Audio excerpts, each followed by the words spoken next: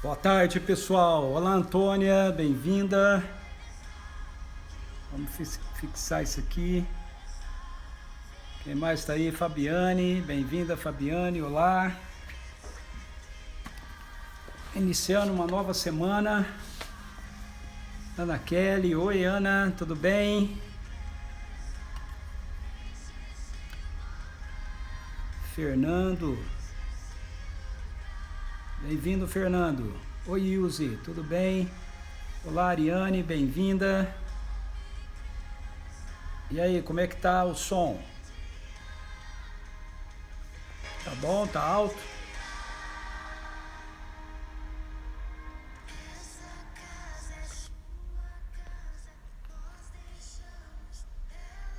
Opa!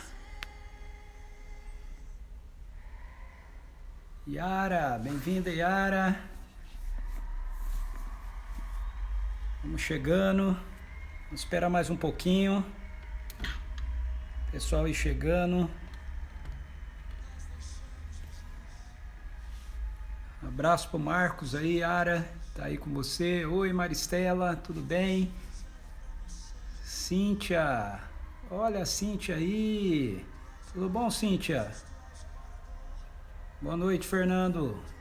Olá, Oswaldo. O som está bom, obrigado. O som sumiu? Não, deve ter terminado a música, será que não?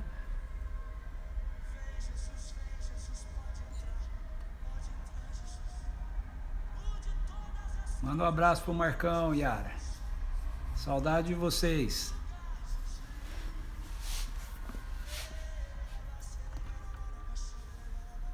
Deixa eu arrumar aqui uma coisa, espera aí.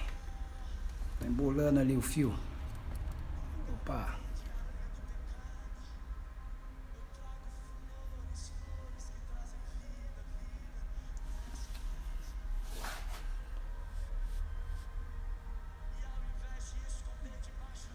Fala, Oswaldo.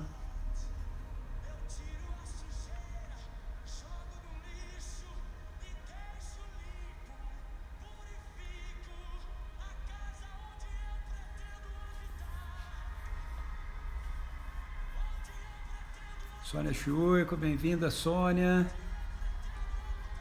Daniela Bussato, oi, Daniela, tudo bem? Que bom que você tá aí.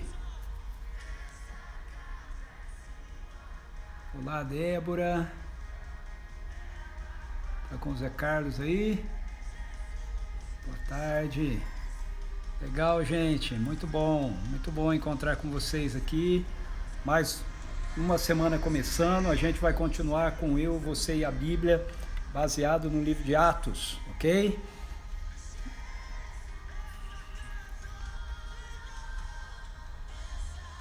Muito bem, quem que tá faltando aí? Cadê o Serginho? Serginho, não vi ele ainda.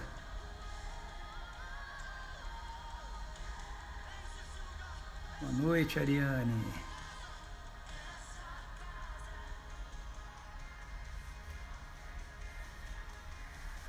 Muito bom, gente, muito bom. Que gostoso, viu? Ter vocês aqui, a gente passar esse tempo juntos, meditar um pouquinho nas escrituras. Espero que o seu dia tenha sido bom. Meu dia foi bacana.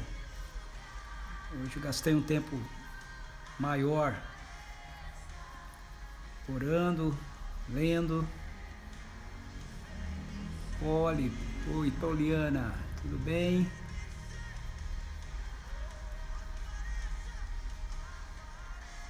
Olá, Noêmia, boa noite, bem-vinda.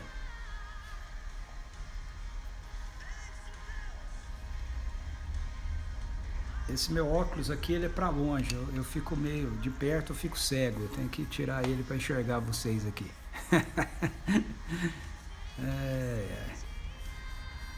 O pessoal fala que acostumou tanto comigo de óculos que quando eu tiro o óculos eu fico estranho.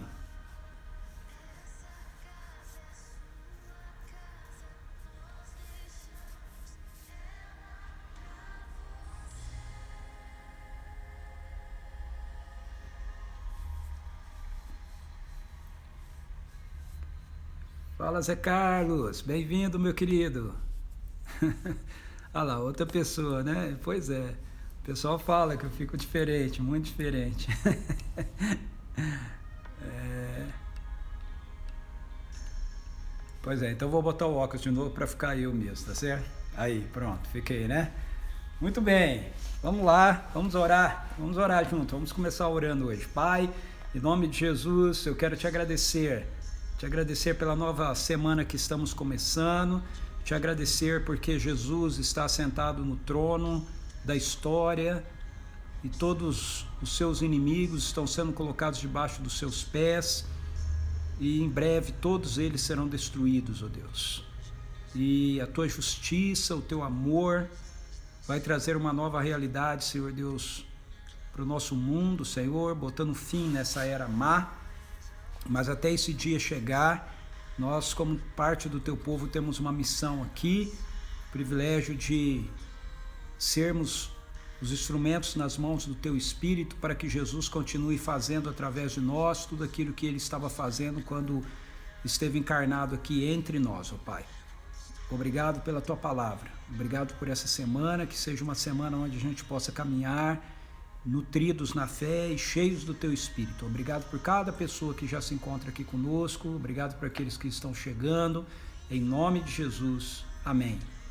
Quem chegou aí? Arnaldo. Olá, Arnaldo, beleza? Muito bem, gente, hoje nós vamos olhar para o capítulo 6 de Atos, ok? A gente continua a nossa caminhada no Eu, Você e a Bíblia, olhando para o livro de Atos dos Apóstolos, e hoje nós vamos ler o capítulo 6, dar uma olhada para ele. Na verdade, o capítulo 6 e o capítulo 7, eles são um conjunto, mas para que eu tratasse dos dois juntos, o capítulo 7 ele é bem grande, então para que eu pudesse tratar dos dois juntos, hoje ia ficar muito sobrecarregado e a gente ia acabar não tendo tempo.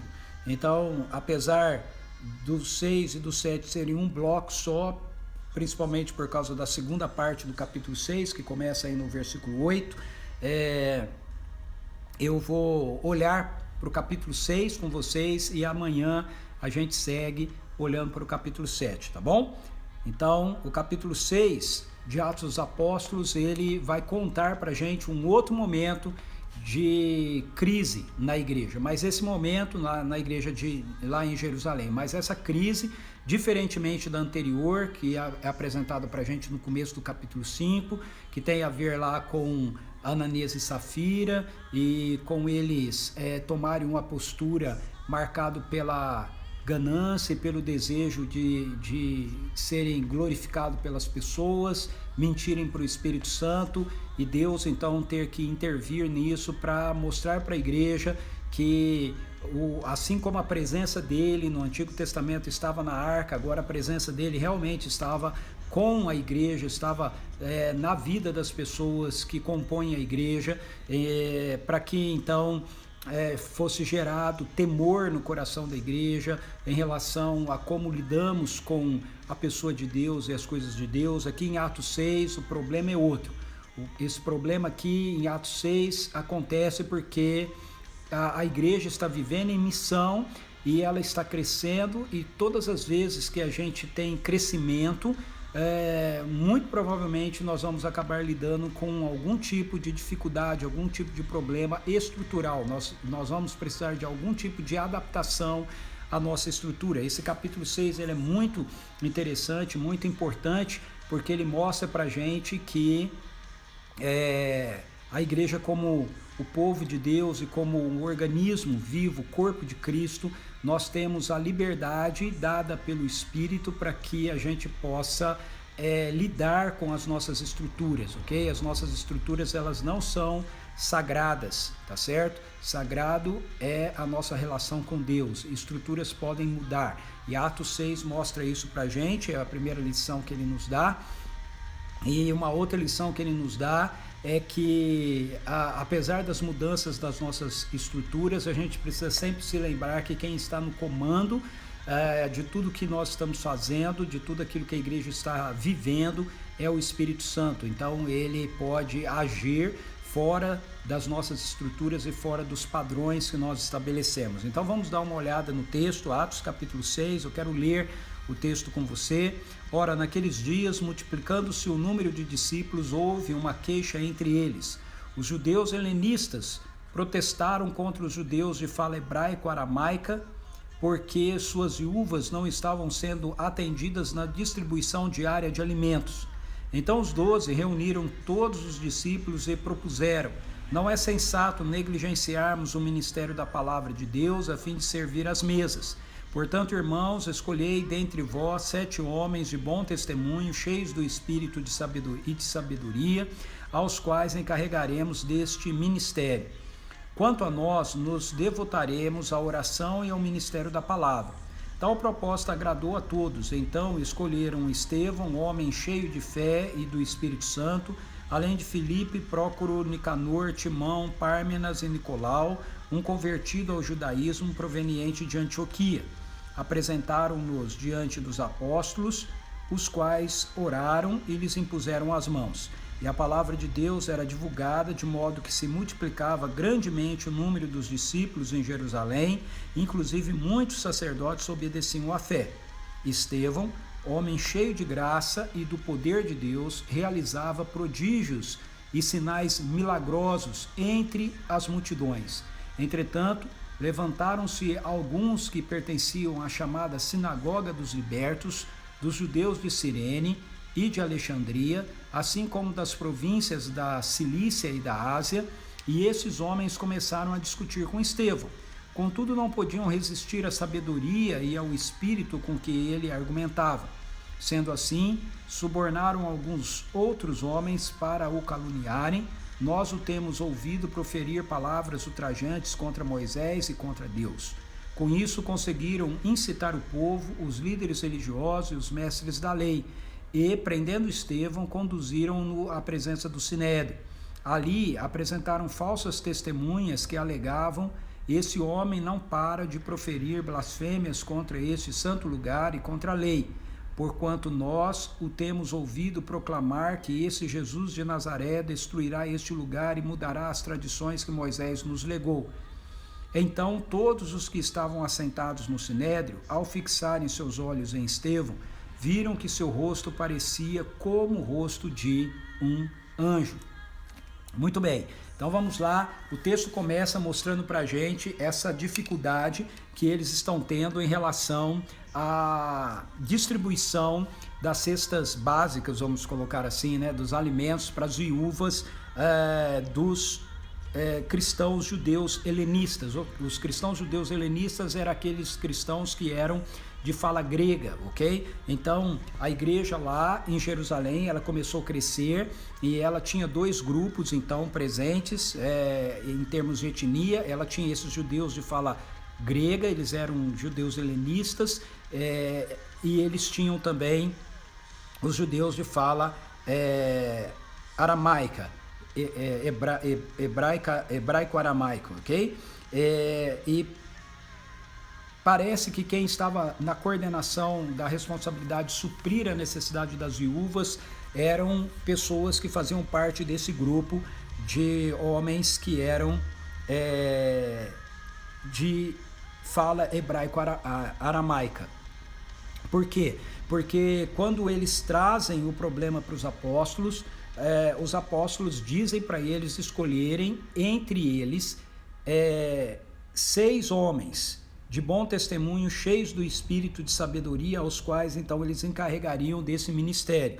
E aí as pessoas que são escolhidas, elas são pessoas que fazem parte do grupo helenista. Então parece que a solução que eles deram aqui foi pegar um grupo de homens, quando ele diz escolham entre vós, ele está falando para esse grupo de fala helenista. Então eles escolheram representantes do grupo helenista, e essas pessoas compuseram aquela equipe que cuidava de distribuir os alimentos para as viúvas. Eu gostaria de ressaltar algumas coisas aqui que são importantes para nós, que o texto mostra que são importantes para nós no que diz respeito à dinâmica do reino de Deus. A primeira delas é que, ao contrário daquilo que muitas vezes a gente está acostumado, porque nós fazemos parte de uma cultura democrática, né, no que diz respeito à perspectiva da nossa política e tudo mais, nós não estamos muito acostumados com essa perspectiva de reconhecer uma direção que vem de fato por parte daqueles que Deus levanta como líderes na nossa comunidade. E às vezes algumas comunidades levam isso para o lado de lá. Aqueles que são líderes acham que só eles é que podem tomar todas as decisões. E aqui nós vemos as duas coisas acontecendo, né? Eles têm uma dificuldade, o que eles fazem? Eles reconhecem os apóstolos como aqueles que eram líderes levantados por Jesus na comunidade dos discípulos ali em Jerusalém. E eles levam a questão para os apóstolos. E quando os apóstolos ouvem, eles são os líderes, eles poderiam dar a diretriz e eles mesmos poderiam, por exemplo, ter determinado quem seriam as pessoas que deveriam fazer aquilo que eles estavam dizendo para eles fazerem, mas não é assim que os apóstolos agem. Eles dão a diretriz. Primeiro eles dizem que eles não era sensato, verso 2, não era sensato que eles negligenciassem o ministério. A palavra ministério aqui é diaconia, a diaconia da palavra de Deus, a fim de servir as mesas, ou seja, a fim de suprir a diaconia das mesas, ok? E aí eles dizem, portanto, irmãos, escolhei dentre vós 7 homens. Então, os apóstolos, eles dão a direção daquilo que eles devem fazer, mas eles dão a liberdade também daquele grupo de seguidores de Jesus decidirem, eles mesmos escolherem quem deveriam ser os 7 homens, determinando apenas quais deveriam ser as características que eles deveriam procurar nesses 7 homens, que são características que precisam estar presentes na vida de todo aquele que é seguidor de Jesus, mas que precisa ser evidente naqueles que vão estar de alguma forma liderando, porque esses vão ser referência e modelo para os demais em relação àquilo que eles deveriam realizar, aquilo que eles deveriam fazer. Então veja, eles dizem aqui que eles deveriam ser homens cheios do Espírito Santo e de sabedoria. Ok? Homens de bom testemunho. Eles pedem 3 coisas: homens de bom testemunhos, cheio do Espírito Santo e de sabedoria. E aí eles escolhem então esses homens para levarem adiante essa tarefa de servir as viúvas helenistas, tá certo? E eles reafirmam novamente que eles se dedicariam, os apóstolos no caso ali, eles se dedicariam a oração e a diaconia da palavra, ok? Ao ministério da palavra. Então veja, muitas vezes quando a gente vê algum problema surgir entre nós como comunidade, como igreja, às vezes nós achamos que quem tem que dar toda a solução precisa ser a própria comunidade, ou seja, nós precisamos decidir, precisamos votar, precisamos ver como a gente quer fazer, ao invés de nós confiarmos na direção e na sabedoria daqueles que Deus levanta como líderes para estarem pastoreando e liderando a nossa vida por intermédio da oração e da palavra. Por outro lado, aqueles que são líderes muitas vezes acham que eles está na mão deles tomar todas as decisões necessárias. O texto aqui nos ensina como nós devemos aprender a equilibrar essas duas coisas, não é? Aqueles que Deus levanta como líderes, que têm a responsabilidade de instruir a igreja mediante a palavra, precisam entender a seriedade disso e precisam realmente de tempo para se dedicarem a isso, para se dedicarem à oração e para se dedicarem ao estudo profundo das Escrituras e a alimentar a igreja com as Escrituras, com a palavra de Deus, entendendo então que uma vez que eles estão fazendo isso, a igreja ela tem condições de levantar entre ela mesma aqueles que são as pessoas necessárias e indicadas para atuarem nas mais diversas áreas de ministérios. Aqui era no caso do suprimento, né, da necessidade de viúvas, mas poderia ser qualquer outra dificuldade, ok? O que é importante no texto aqui é a gente ver como eles resolvem isso. Outra coisa que a gente precisa destacar no texto é essa importância. Veja, hoje em dia nós vivemos muito baseados na nossa performance, nas coisas que nós sabemos fazer, e às vezes quando nós vamos escolher uma pessoa, escolher alguém para atuar e responder alguma área de necessidade da igreja, nós estamos mais preocupados em pensar naquilo que a gente sabe fazer, naquilo que a gente pode fazer, do que no nosso caráter e na nossa vida de piedade. A Bíblia nos ensina que a coisa mais importante não é aquilo que a gente sabe fazer, não é aquilo que nós podemos fazer, até porque o Espírito Santo de Deus é quem vai fazer o que precisa ser feito através de nós, nos usando. As características mais importantes na vida de qualquer seguidor de Jesus, para que ele possa estar à frente de um ministério, servindo a igreja num ministério, na verdade é o seu caráter, ok? Precisam ser homens com bom testemunho, homens e mulheres, né? Com bom testemunho, cheios do Espírito Santo e cheios de fé.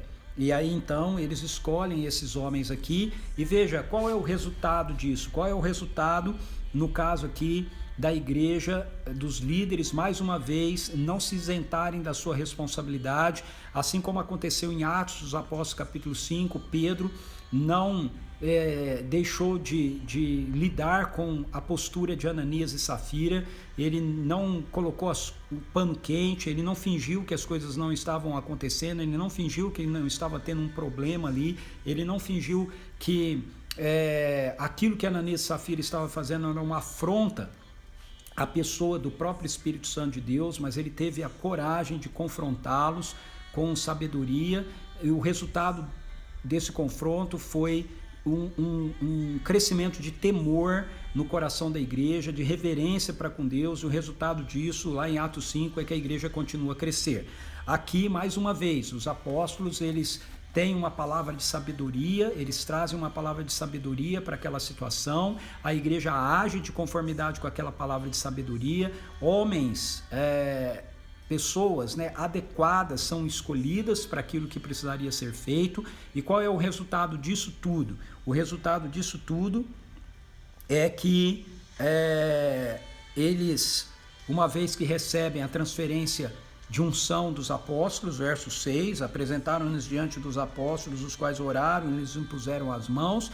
O resultado disso é que a palavra de Deus continua sendo divulgada, de modo, e agora aqui o escritor bíblico ele nem mais coloca número, ok? Até capítulo 5 a gente vê ele falando a respeito, ele dando número, né? Falando a respeito de 5.000 homens se converteram e tal. Agora aqui ele fala assim, que de modo que se multiplicava grandemente o número dos discípulos em Jerusalém. Então, quando nós agimos de conformidade com a sabedoria de Deus, com a orientação de Deus, submissos àquilo que é a direção dele para a vida da igreja, o resultado disso é que o evangelho continua avançando, o reino de Deus continua se manifestando, discípulos continuam se multiplicando, e aqui agora diz que o impacto do reino, ele chega a atingir até mesmo os sacerdotes. Quando diz aqui que muitos sacerdotes obedeciam à fé, está se referindo aos sacerdotes judeus, ok? Aos levitas, aos sacerdotes que cuidavam lá do templo de Jerusalém. Então, mesmo muitos desses sacerdotes estavam se convertendo, reconhecendo que Jesus Cristo de fato era o Messias, Jesus de fato era o Cristo, o Messias, o Senhor, estavam se submetendo ao governo de Jesus. Mas o capítulo 6 mostra para a gente também, continuando aqui, que a igreja, embora estivesse avançando, a igreja, embora estivesse crescendo, ela ainda continuava ligada, de certa forma, à velha estrutura, ok, do judaísmo. Eles se reuniam, capítulo 5 diz isso pra gente, eles continuavam se reunindo no pórtico de Salomão, ou seja, no templo, além deles se reunirem de casa em casa. Os convertidos aqui, mesmo de fala grega, eram todos judeus, e o que está acontecendo aqui é que está havendo um crescimento da igreja, um crescimento do reino, mas a igreja está sendo atrelada ainda à fé judaica, ok? É como se ela fosse o cristianismo aqui fosse uma seita do judaísmo. O judaísmo tinha os fariseus, eles tinham os saduceus, né? Eles tinham os essênios e agora eles tinham os do caminho, que era a maneira que eles chamavam aqui primeiramente os cristãos, né? Os cristãos, nós vamos ver isso em Atos ainda, os cristãos, os discípulos só passam a serem chamados cristãos lá em Antioquia. Isso vai ser mencionado só lá em Atos 11, ok? Os discípulos de Jesus aqui, eles são chamados aqueles do caminho, ou seja, é visto pela religião judaica que os do caminho, né, aqueles seguidores de Jesus ali, eles eram mais uma seita, ok? Ligados a eles. Por causa dessa visão e dessa postura é que a gente tem o problema a partir do versículo 8 até o verso 15 com Estevão, ok? Você vai ver que o Estevão, ele foi um daqueles escolhidos, um daqueles 7 escolhidos. Na verdade é mencionado o nome dele de uma forma destacada, ok? No verso 5 diz assim: tal propósito agradou a todos, então escolheram Estevão, homem cheio de fé e do Espírito Santo, além de Filipe. Esse além aqui a gente deve concluir que também Filipe e os demais também eram homens cheios de fé e do Espírito Santo, porque esse é o critério que eles apresentaram, um bom testemunho, cheios do Espírito Santo e de sabedoria ou de fé. Mas de toda forma, Estevão recebe um destaque aqui. Por quê? Por causa do que vai acontecer em seguida com relação a ele. Então, o Estevão, ele é escolhido para ser um dos primeiros diáconos lá da igreja de Jerusalém. Ele faz parte daqueles 7 que devem ter como trabalho, como ministério, suprir a mesa das viúvas, certo? Mas veja, o Espírito Santo olha para Filipe e quer usar, para Estevão, e quer usar Estevão de uma maneira diferente daquela que ele foi escolhido. Então, certamente Estevão, ele trabalhava ali ajudando a servir as mesas das viúvas, a suprir a necessidade das viúvas helenistas, mas o Espírito Santo o usa como um evangelista, lhe dá uma unção de evangelista, para que ele compartilhe o evangelho com poder e manifeste sinais e maravilhas. Veja, Filipe já é uma segunda geração, Estevão, desculpa, eu estou invocando com Filipe, né? Mas Estevão já é uma segunda geração aqui, e isso é muito importante a gente perceber. Estevão é uma pessoa, uma figura importante aqui. Por quê?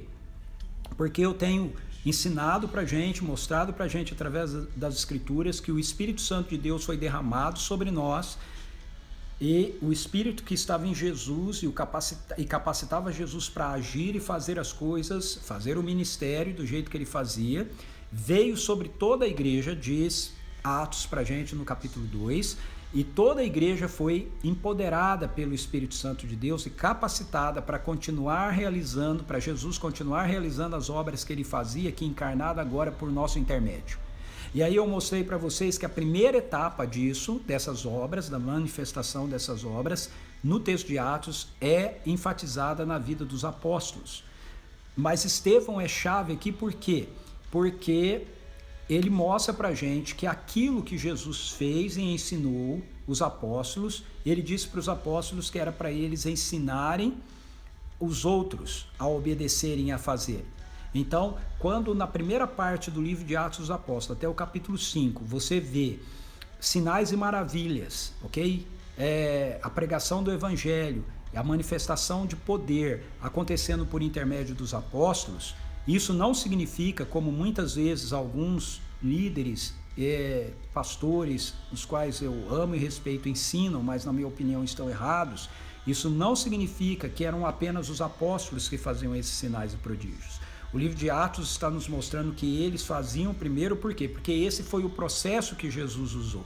Jesus fez, eles viram, Jesus ensinou, eles viram, e depois Jesus mandou que eles fossem e eles fizessem, e eles fizeram.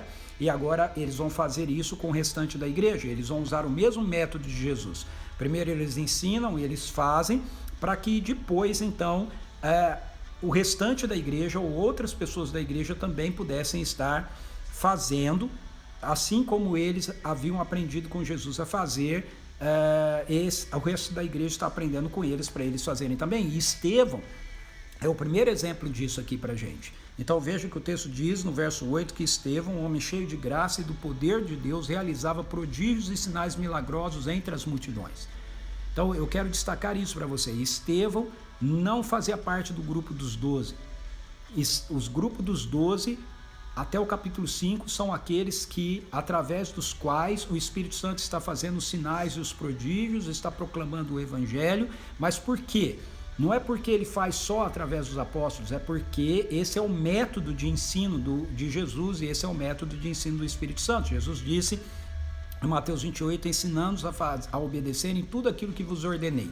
Como é que ensina a obedecer tudo aquilo que Jesus ordenou? Falando, ensinando e fazendo, para que então as pessoas possam ver. E assim é transferido para as demais pessoas a unção do Espírito que está sobre nós. Os apóstolos fazem isso, eles impõem as mãos sobre aqueles 7 homens e a unção de Deus é transferida para esses homens também. E aí Estevão é um modelo, é uma demonstração de como essa ação sobrenatural do Espírito Santo de Deus que atuou em Jesus, atuou nos apóstolos, agora vai continuar atuando através da vida da igreja. Então Estevão, ele está aqui realizando prodígios e sinais, porque Jesus ordenou que todos nós fôssemos pregar o Evangelho, e quando nós pregássemos o Evangelho, a gente lembra da oração dos apóstolos em Atos 4, a gente orar: Senhor, estende as tuas mãos e realiza sinais e prodígios por nosso intermédio.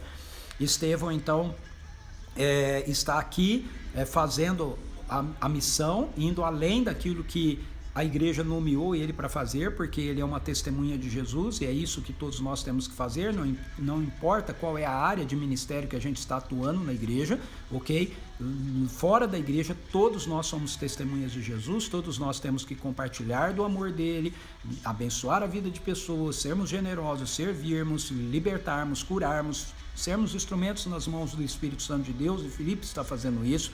E aí então diz que esses homens que são da sinagoga dos libertos, eles são judeus de Cirene, de Alexandria e tudo mais, eles começam a discutir com Estevão. E esse ponto mostra aquilo que eu disse. Por que eles começam a discutir com Estevão? Porque embora Estevão fosse um discípulo de Jesus, embora a igreja estivesse sendo levantada aqui pelo Espírito Santo de Deus, nesse momento ela está correndo o risco de ser presa pelo sistema judaico como mais uma seita judaica, assim como tinha os fariseus, tudo mais, teria os do caminho. Então aqui eles estão discutindo com Estevão, e o verso 10 mostra pra gente um outro ensino que é muito importante concernente ao nosso testemunho e ao avanço do reino de Deus, é que o Espírito Santo lhe dava grande sabedoria. O texto diz assim: contudo não podiam resistir à sabedoria e ao espírito com que Estevão argumentava. Jesus prometeu que quando nós estivéssemos diante das pessoas e nós tivéssemos que compartilhar e dar testemunha a respeito dele, o Espírito Santo iria nos auxiliar, o Espírito Santo iria nos dar poder e sabedoria para fazermos isso. E é isso que está acontecendo aqui com Estevão. Mas veja, isso está acontecendo com Estevão porque Estevão é um homem cheio de fé e cheio do Espírito Santo, ok? Então a nossa vida precisa ser uma vida cultivada de intimidade com Deus, para que nós também possamos ser cheios do Espírito Santo e cheios de fé. Se a nossa vida for cheia do Espírito Santo e cheia de fé, porque por causa do cultivo do nosso relacionamento de intimidade com Deus diário, então quando nós estivermos diante de situações onde nós vamos ter que representar Jesus, testemunhar a respeito dele, não precisamos ter medo nenhum, a nossa fé vai se transformar em sabedoria, palavra de sabedoria que vem do Espírito para nós, e o Espírito Santo de Deus vai nos usar com uma sabedoria em comum. As pessoas não vão ter como resistir, não a nós, ok? Nós não queremos ganhar uma discussão, nós queremos testemunhar de Jesus, e é isso que Estevão estava fazendo, e eles não estavam conseguindo contradizer Estevão. E aí o que acontece? Eles fazem exatamente a mesma coisa que anos antes os líderes religiosos haviam feito com Jesus. Anos antes, líderes religiosos prenderam Jesus, líderes religiosos acusaram falsamente Jesus, contrataram falsas testemunhas. Estevão está experimentando as mesmas coisas que aconteceram com o seu Senhor, aquele que ele está seguindo. Então, essa é outra lição que eu e você precisamos nos atentar, certo? Jesus diz que um discípulo não é maior do que o seu mestre. Ele diz: se me perseguiram, vão perseguir vocês também. Se me ouviram, ouvirão vocês também. Muitas vezes, quando nós entramos num relacionamento de fé com Jesus, nós nos convertemos, rendemos a nossa vida ao governo dele, nós achamos que nós vamos estar blindados de qualquer forma de dificuldade, de perseguição, de problema, mas não é isso que as Escrituras nos mostram, ok? Não é isso que ela mostra aqui pra gente, não é isso que ela mostra ao longo de todo o livro de Atos e até mesmo de toda a Bíblia. O mundo jaz no maligno, as pessoas odeiam muitas e muitas vezes a gente pelo simples fato de que a nossa vida é uma vida cheia do Espírito Santo e de sabedoria e expõe as falácias delas, ok? Expõe o fato de que elas estão escravizadas pelo poder do maligno.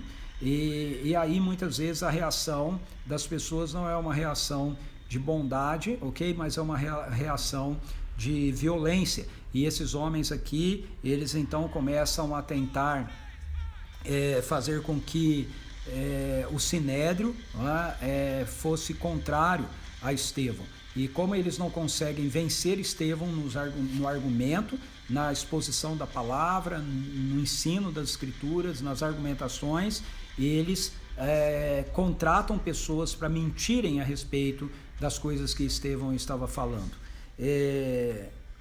E é interessante que o texto termina, essa parte aqui pelo menos, amanhã nós vamos entrar no capítulo 7 e vamos continuar, mas essa parte do texto termina com Lucas nos dizendo que quando as pessoas olham para Estevão, depois dele ser acusado, eles veem o seu rosto como o rosto de um anjo. O que significa isso? Estevão estava tão cheio do Espírito Santo que a glória de Deus estava refugindo através da face de Estevão.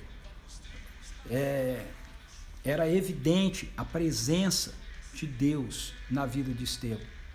Tão cheio da presença do Espírito Santo de Deus, a glória dele se manifestava na face de Estevão.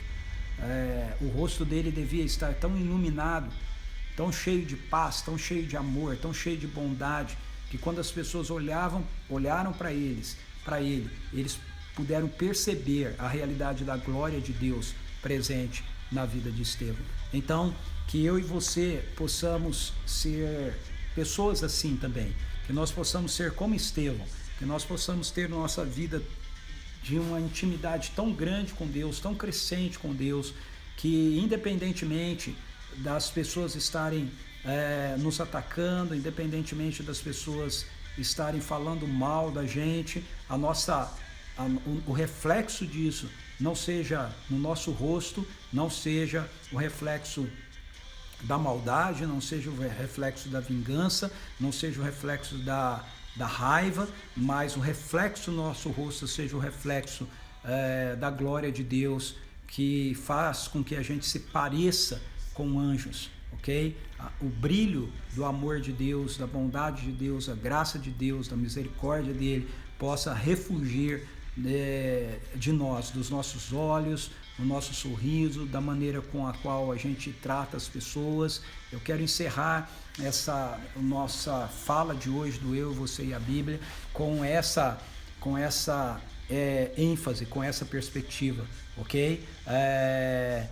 Que o Espírito Santo nos encha com muita presença de Jesus, e que eu não sei porventura o que você está enfrentando ou o que você pode vir enfrentar, mas se você estiver enfrentando situações assim, se houverem pessoas, talvez na sua casa, na sua família, talvez conhecidos seus, talvez pessoas por causa de toda essa polarização ideológica, política que a gente vive nesse momento no nosso país, às vezes te atacando ou te ofendendo, que a sua resposta não seja com ofensa, a sua resposta não seja com ataque, que eles possam olhar para você e eles possam ver você cheio do Espírito Santo, eles possam ver a glória de Deus se manifestando na sua vida e através da sua vida, na minha vida e através da nossa vida,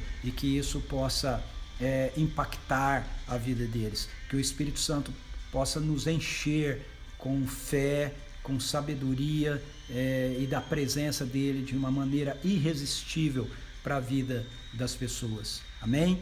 Que o Senhor abençoe a sua vida, que Ele te dê uma boa noite de descanso, que a gente possa ter o privilégio de caminhar juntos essa semana aqui, conversando. Muito obrigado, ok, eu fico melhor de óculos. Eu também acho que eu fico melhor de óculos, eu me acostumei tanto que eu acho estranho eu sem óculos. Quando eu me vejo sem óculos, parece que não sou eu. Mas beleza, gente, Jesus abençoe você. Olha, vai ficar salvo aí na live, ok? Se você chegou depois de eu já ter começado, assiste aí rapidinho, 30 minutos, vai pro nosso canal, meu canal pessoal lá no YouTube, ok? Plataforma do Reino.